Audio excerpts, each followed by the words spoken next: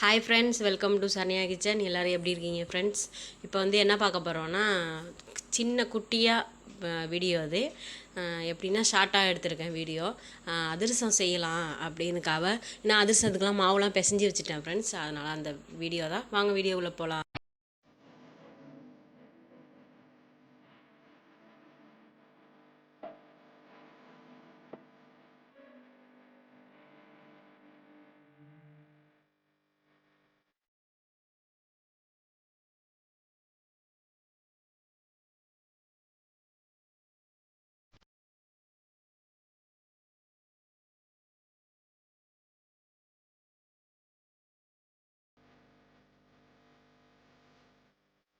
இதான் மாவு ஃப்ரெண்ட்ஸ். அதிரசம் தட்டிக்கிட்டு இருக்கேன். சும்மா கொஞ்சம் தான் நான் மாவு எடுத்து இது பண்ண பிசைஞ்சி அதிரசம் தட்டி எண்ணெய் சட்டி காயுது ஃப்ரெண்ட்ஸ். எண்ணெய் சட்டி போட்டிருக்கேன். எண்ணெய் சட்டியில் போட்டு ஒன்று ஒன்றா போட்டு எடுக்க வேண்டியதான் ஃப்ரெண்ட்ஸ்.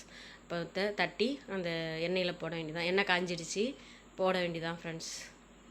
அடுப்பு வந்து நான் கீழே வச்சுக்கிட்டேன். என்னால் நின்று போட்டு தட்டிக்கிட்டு போட முடியல. முறுக்குக்கு போடும்போது ரொம்ப கஷ்டப்பட்டுட்டேன் ஃப்ரெண்ட்ஸ்.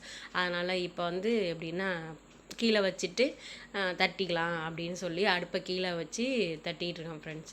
உருண்டை போட்டோமா, ரவா உருண்டை பிடிச்சோம். சரி அப்படியே நெய் காய்ச்சி இது நின்று ஊற்றது ரொம்ப சிரமமாக இருந்தது. அப்புறம் அடுப்பை கீழே வச்சுருவோம் அப்படின்றதுக்காக கீழே வச்சுட்டேன் ஃப்ரெண்ட்ஸ். அடுப்பை எடுத்து கீழே வச்சாச்சு. இப்போ வந்து எடுத்தாச்சு, வெந்துருச்சு.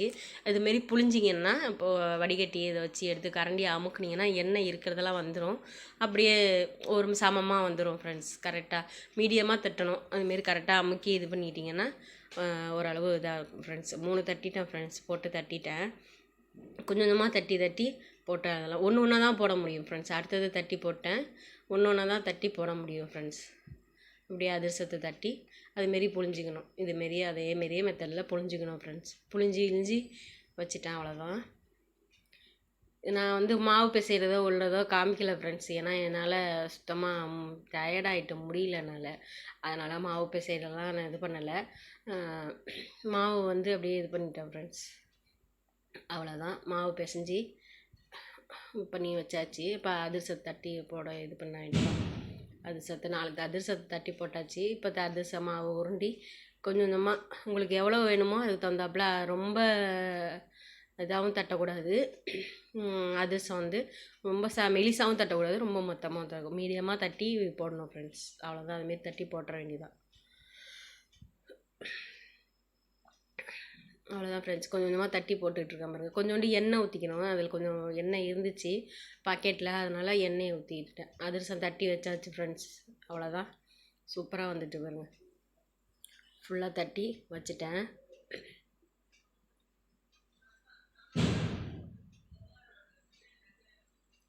ஃபுல்லாக தட்டி வச்சுட்டேன் ஃப்ரெண்ட்ஸ்.